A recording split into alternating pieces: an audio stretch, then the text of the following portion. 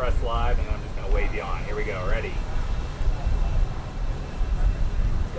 Hi everybody, welcome to IMG Academy Facebook Live. My name is Taryn Morgan. I am the Assistant Director here of Athletic and Personal Development and also a mental conditioning coach that gets to work with our tennis program here at IMG Academy. And really excited to be joined today by Rohan Goetzke, who is our Director of Tennis here at IMG Academy. And I know I've been here about 10 years, so it's exciting to see the changes and all the players that have come through. But Rohan, if you could just tell us a little bit about your background and what your role is here as the Director of Tennis at IMG Academy. Okay, I'm Australian. I've been here for 4 years.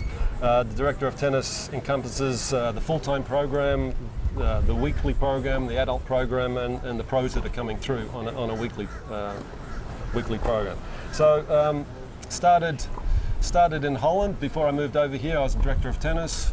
Before that, I ran the National Training Centre, and before that, I trained Mario Ancic, the Croatian, who reached the quarterfinals many years ago, and Richard Krajicek, who to this day, 20 years ago, won Wimbledon. So it's a little bit of a quick overview of the last years. Yeah. Well, awesome. Well, talk about timing, right? It's 20 years ago, it was Wimbledon, and you were coaching the champion.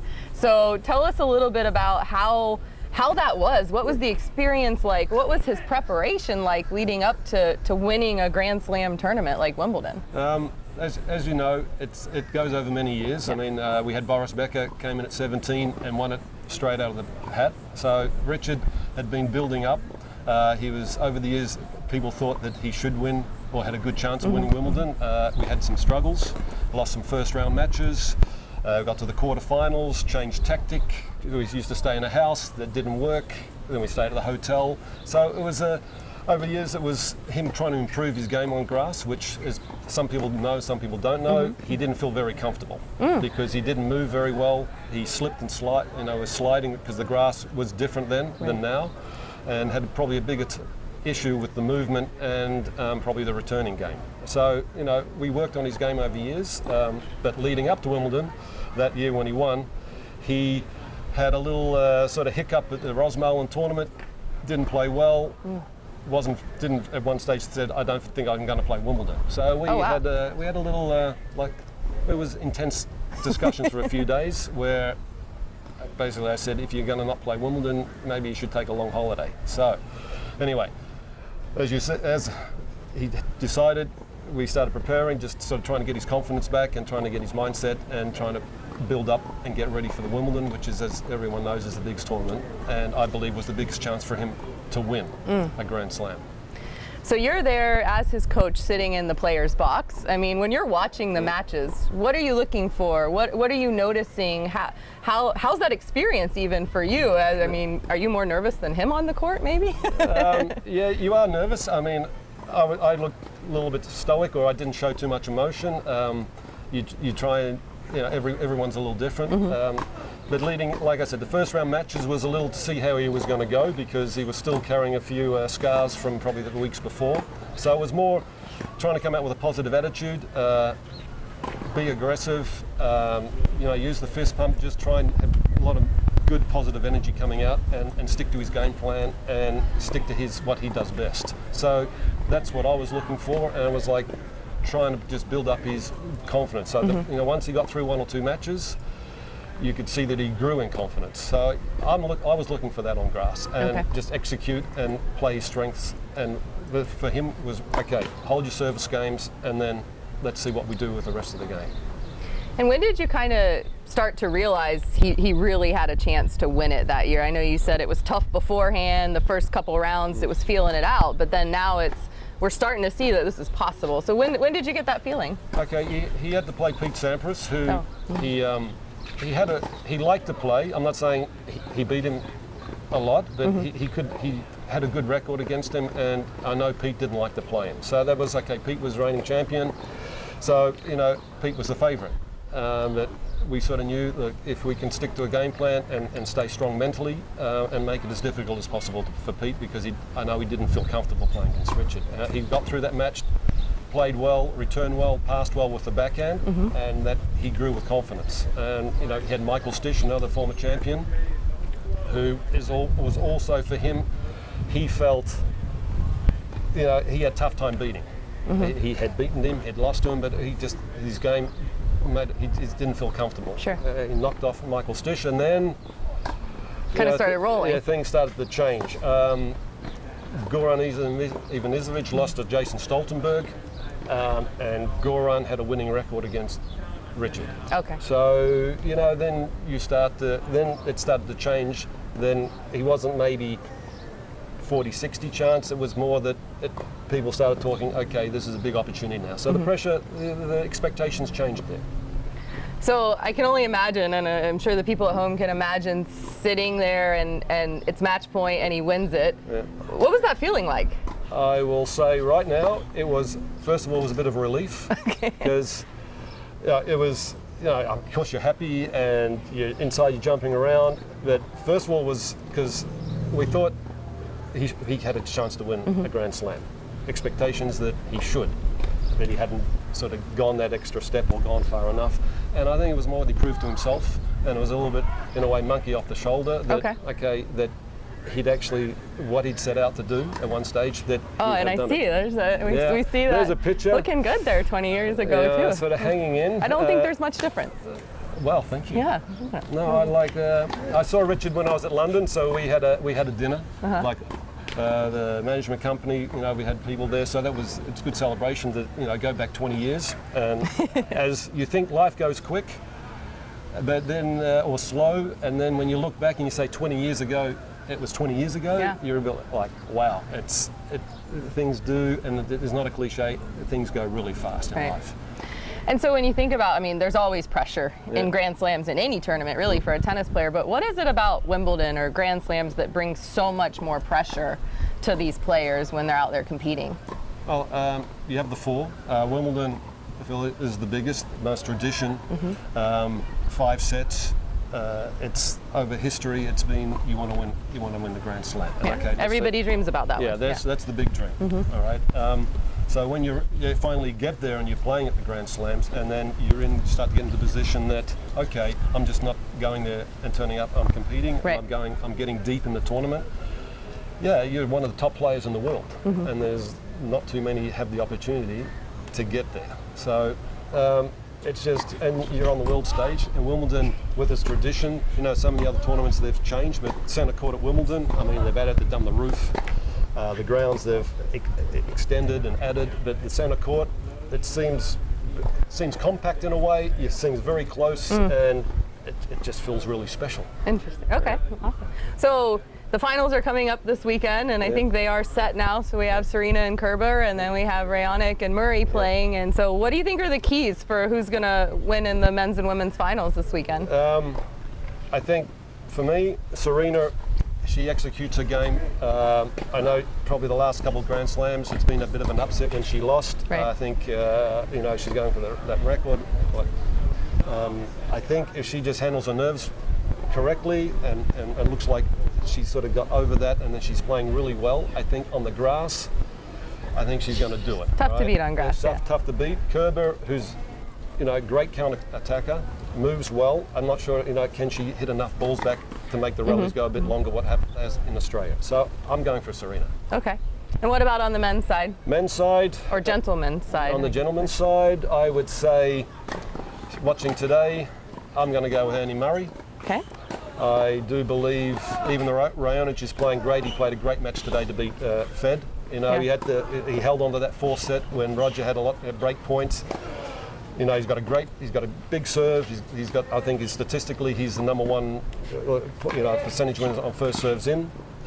He's going to have to serve unbelievable. He's going to have to come out with probably a better game, even better than he played against Federer to beat Murray. I just think Murray returns better, and it's going to be very tough for him to beat him over 5 sets. And my pick is Andy Murray. Okay. So, obviously being at IMG Academy with Nick Bollettieri founding it many years ago, we've seen a lot of, over 40 years, lots of Wimbledon champions have come through, lots of great players have come through, and now I think in a way we're building that next generation. And so what are some of the things that maybe you've learned, or some of the things that you're instilling now in the tennis program here at IMG Academy that you hope will help build those next Wimbledon champions? Well, as I said, you know, there's very few win it over the last years. But the thing is, and I always believe, you know, you need to be consistent with your training, with your preparation. It starts from a young age, and it's having patience to work on your game. Now, and everyone says, no, we understand that, but a lot of times, especially with the young ones coming up, they and the people around them are in a bit of a sprint. So if they don't have the results straight away, they start to panic, and they're looking at the short term and not the long term. And I know they're nice words, but the players that I've worked with, and the players I know have been successful now have actually been the consistent ones who have put in the work, and they've had a team, they've believed, and they've tried to improve their game all the way through, because just having ability and talent doesn't mean you're going to get anywhere. Yeah. And we work hard here to install the right attitude. Work ethic is good. You don't want to take their personality away, because everyone's different. And you want to surround them with like-minded people who are trying to go somewhere. Now, who ends up winning a Grand Slam or whatever they do, I believe that, and that's what we work really hard at here at IMG. Well, I know it's really important to you that it's quality, it sounds like, over quantity, and that you look at a lot of different aspects of it. So, I mean, how do you develop that well-rounded tennis player that can play on grass or clay or hard, and be able to manage all that pressure that comes about too? Well, that's why we work with you here, okay? Because as you see, you have Serena, you have these players, and you're working with a lot of the young players here about how they're dealing with the in-between time between points, after sets, and because tennis, every point is a win-loss situation. All right. After the game, you sit down. So it's like you're working with them. How do they deal with that time? Because apart from the short rally, there's a lot of time where the mind can play tricky games, which you're an expert on, where you're working with it. But so it's you tell me. Well, I think it's amazing, because we've actually figured out that in about an hour of tennis, you only play about 10 minutes of tennis. Yeah. And so, I think you're right. Being able to have that consistent preparation, have your routines, and then when you get into that pressure situation, being able to just focus on what you're doing and what's been working, and staying in the present, not thinking about winning the match, but just how am I going to play that point. And I think a lot of times it takes a little while for people to develop that. It sounds like that's true. And you know, we have the coaches here. We have the mental conditioning, and it's all part of a team. We have a lot of players. We have all different levels that you can compete, and we can put them somewhere where we can test them out. So that's a big strength here. But I just think being consistent and being able to stay in the present and not get too far ahead of yourself. And like I said, it's easy, but that it's not like it just comes from one day to another. Right. It is over a period of time. That you need to work on it, and I think how you attack your off-court stuff does affect how you are on the court when the pressure situations come in. Right. And pressure situations are good things, but it's accepting and looking forward to them and learning that if it doesn't go good one time, it doesn't mean it's not going to go good the next time. Yeah, I think one mistake's not the end of the world. You're not going to lose the whole match with one missed shot. As long as it's not on match point. Well, that's the only thing. You're totally right there. Yeah, definitely. So I think one of the other things I'm interested in is where do you see kind of the next 20 years going in tennis? I mean, looking back at Krajicek's win and whoever will win it now, but what's the future bring in your mind? Well, let's say the game, okay, they're talking about the athleticism of the players, how they're moving, they're fitter, they're a bit older, the players are staying in the game longer. So, I mean, everyone's a little smarter about what they're doing with their bodies and mind than years earlier. I know they're great tennis players before, but everyone's doing things better than in the past. The game, let's say the surface has been a big change, because even if you see Wimbledon this year, it's slower than the years past. The grass is thicker, the balls are slower. It's slowed down. I actually think it's a little too slow now, because it takes away about some of the expertise on other parts of your game you can use. Hard courts, clay, all seem a little bit similar. Where it's going to go, are the players going to get a little bigger and stronger? Probably yes. I hope they do have a little change in surface speed, so you do see the contrast. That's me personally. Where is it going to go? I think it's going to get quicker. Okay. Because I think they've gone from, now you see the top players, they're playing a little closer to the baseline because everyone's good from deep. So you have to do something. I think they're going to be coming into the net a little bit more which they are, because they have to finish the points. I think that will get better. More players will be doing it, because just winning from the baseline now, as probably 6-7 years ago, a lot of guys do it well. They pass well, they run well, they defend well, so you have to add to your game a little bit. So I think it'll still develop from there. Awesome. Well, Rohan, thank you so much for your time. Really appreciate it. Thank you, Tara. Thank you, everybody, for tuning in today to Facebook Live at IMG Academy. If you want to find out a little bit more about IMG Academy, feel free to come visit us, or also feel free to check out imgacademy.com. And hopefully we can see you here in Bradenton, Florida soon. Have a great day. So thank you. Love to see you soon. You're clear. Awesome. I never know if you